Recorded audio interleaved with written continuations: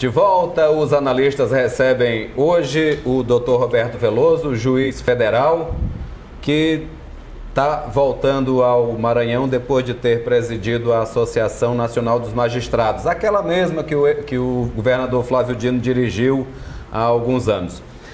Doutor Veloso, o senhor falava que há uma comparação a ser feita entre o juiz Bretas e o juiz Moro. Qual é a avaliação que o senhor faz dos dois? É porque o Moro, assim, as coisas conspiraram. Eu sempre digo que o Moro foi um desejo de Deus para que acontecesse o que aconteceu. Porque tudo aconteceu para que desse certo. Primeiro é que foi o apoio do Tribunal Regional Federal da 4ª Região. O Moro ficou exclusivo para julgar os processos da Lava Jato. Então isso deu uma tranquilidade para ele. Eu conheci a juíza federal substituta dele, a Gabriela Rast, porque ela foi diretora comigo na AJUF. Ela era diretora de esporte, porque ela é uma esportista, ela é maratonista, ela nadadora, então ela é uma pessoa muito dinâmica. E ela era da nossa diretoria. Ela ficou com os outros processos, que não os processos da Lava Jato, e o Moro ficou só com os processos da Lava Jato. Então isso fez com que ele pudesse se dedicar exclusivamente a esses processos. Depois, ele teve, no Tribunal Regional Federal da 4ª Região, um relator dos processos também afinado com ele, que foi o Gebran.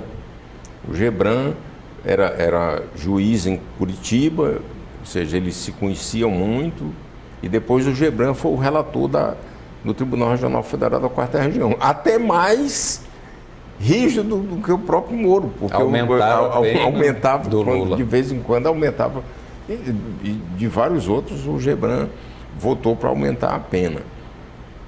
No Supremo Tribunal Federal, o relator do processo foi o Teori Zavascki.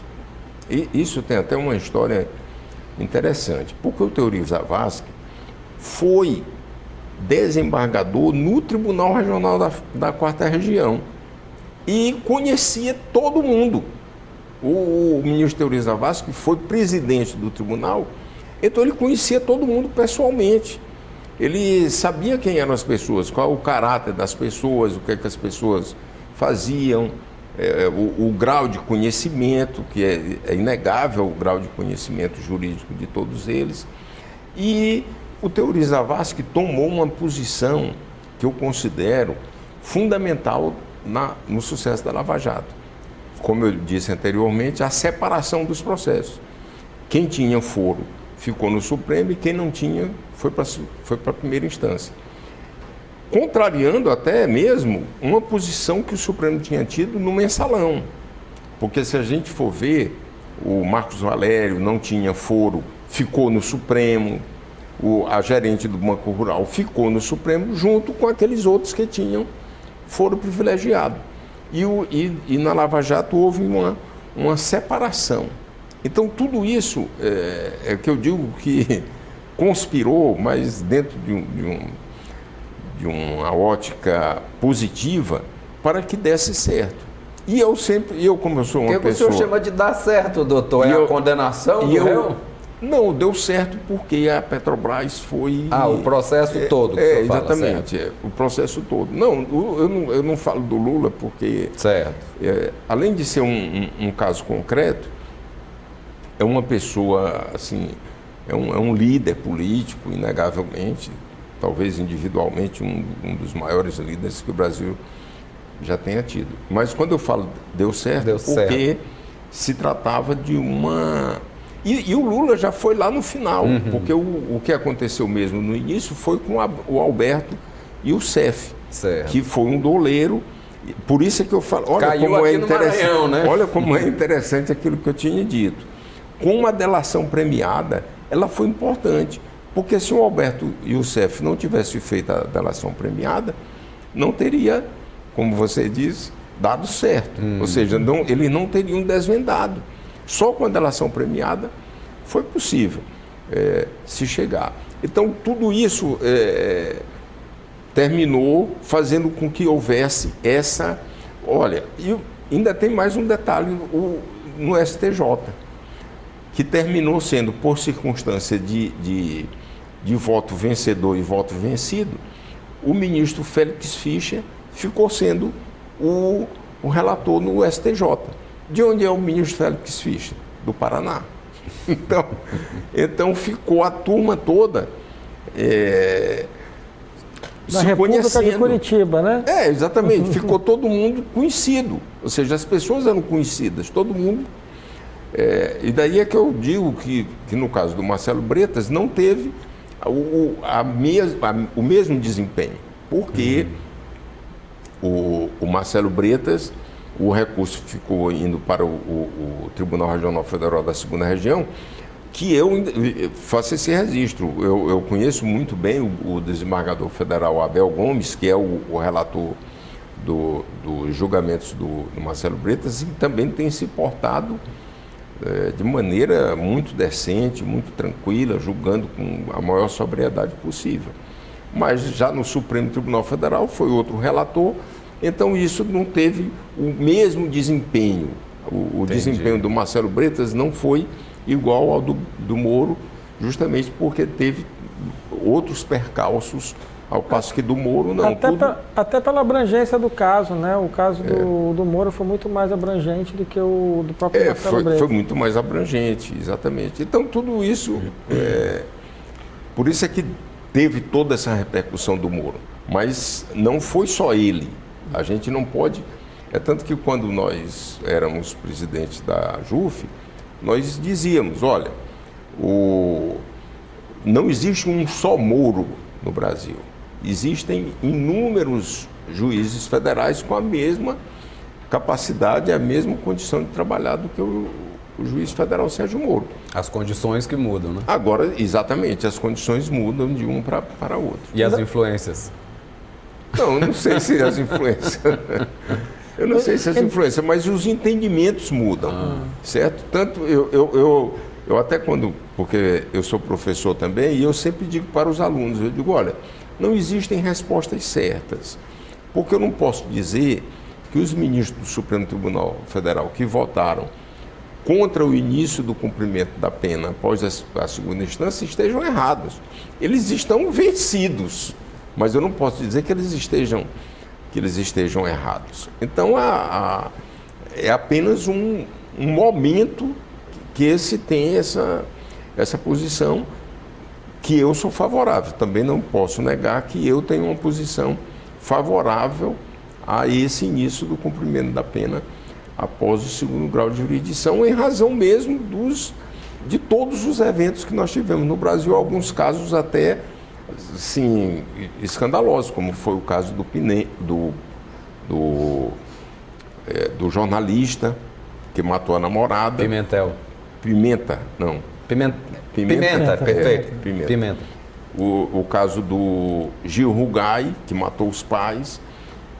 O caso do ex-senador Luiz Estevão. Todos eles foram casos paradigmáticos, porque demorou-se mais de 10 anos para que eles iniciassem o cumprimento da pena, apesar de já condenados. O que o senhor falou ainda há pouco, né, que não foi só a justiça que culminou ali no sucesso da Lava Jato, no que tange, né, a recuperação da Petrobras, a exposição desses crimes todos. Teve uma participação muito grande do Ministério Público. Eu queria lhe perguntar, o que o senhor achou da atuação da Janaína Pascoal? Assim, o senhor... Mas a Janaína Pascoal... É advogada. Ela foi a propositora, do impeachment. Do impeachment.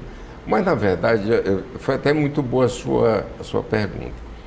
É que o impeachment, ele é assim, ele não trata dos crimes comuns. É o que se chama de crimes de responsabilidade.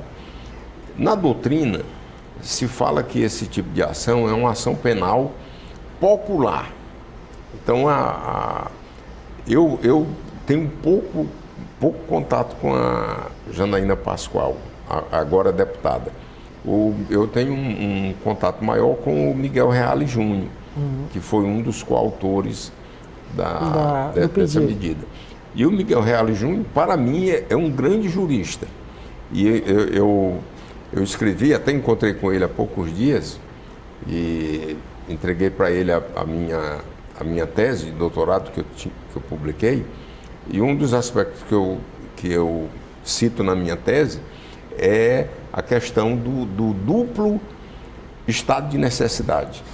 Porque ele escreveu, quando ele fez a dissertação dele de mestrado, ele escreveu sobre os dois estados de necessidade. Então, o Miguel Reale Júnior, até mesmo pela origem, olha, se nós formos verificar a biblioteca do Miguel Reale Júnior, é algo fantástico que ele tem no Rio Grande do Sul. Mas apesar de tudo isso, dizem, vamos colocar umas aspas, que ele foi muito movido à mágoa, né, doutor? Com a questão do impeachment, porque ele se sentiu preterido dentro do PT, nas suas ideias. Mas ele era do PSDB. Ele era envolvido, né? Ele até pediu desfiliação do PSDB. Mas por que eu perguntei? Porque assim, o processo de impeachment, o motivo do impeachment, na verdade, que foi a pedalada fiscal que outros presidentes já teriam cometido, foi ofuscado porque foi totalmente abafado pelo que foi a Lava Jato. Até assim, no voto dos deputados, impeachment, Petrobras, Passadina, tudo aquilo ali se misturou, né? E serviu de sustentação para o impeachment, ali aquela coisa do antipetismo. Né? É inegável os erros do PT, todos já discutimos aqui várias vezes. Eu acho que, assim, que o maior culpado de fato foi o ex-presidente Lula, até porque era o comandante maior do grupo. Mas é uma culpa estadista. Enfim, é uma licença poética que tentam implantar.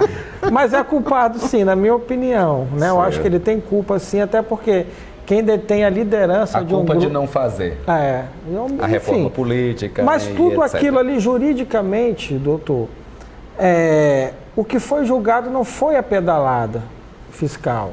O que foi julgado foi a Lava Jato, o julgamento popular. Né? Toda a população se indignou com a Lava Jato, com os desdobramentos, com a forma midiática que foi tratada a Lava Jato, com áudios vazando, uma série de coisas. E isso ali influenciou, o senhor falou em duas partes, mas eu legalmente falando, quando eu sou da área jurídica de direito, mas eu acho que é praticamente o mesmo caso, porque assim, foi um caso que não foi julgado no impeachment, mas que foi preponderante para a saída lá da ex-presidenta Dilma. Como separar isso ali no jurídico ali? Porque acabou todo mundo embarcando na mesma onda, sabe? E não se julgaram, na minha opinião, corretamente o impeachment das pedaladas fiscais. Que é errado, claro que é errado. Mas só acha que essa superexposição da Lava Jato não influenciou no julgamento final do impeachment? Por isso é que eu tinha dito que eram duas formas diferentes. Porque quando se trata do crime comum, olha aí que maravilha a oportunidade que você está me dando. Quando se trata do crime comum, foi o caso do Michel Temer, do ex-presidente Michel Temer. Ele também, porque quando é o crime comum, quem vai julgar é o judiciário. Quando se trata de crime de responsabilidade, quem julga é o Congresso. É o Congresso, no caso o Senado. Mas em ambos os casos, para o julgamento é preciso que a Câmara autorize. Então o que foi que aconteceu? No caso da ex-presidente Dilma, a Câmara autorizou o processo. Mas no caso do ex-presidente Michel Temer, a Câmara não autorizou. Então, assim, eu poderia dizer que isso dá uma conotação política a esse julgamento, claro. Pois é. Porque, senão, ele seria entregue ao judiciário, completamente. Mas, quando se trata do presidente da República, mesmo que seja crime comum, que seria julgado pelo Supremo Tribunal Federal, a Câmara deveria autorizar. Mas a Câmara não autorizou em relação ao Temer. Mas, no caso do crime de responsabilidade, que o órgão julgador é o Senado Federal, a Câmara autorizou. Então, seria uma ingenuidade minha eu dizer que não houve uma análise política do caso. Vamos a mais um pequeno intervalo e voltamos já.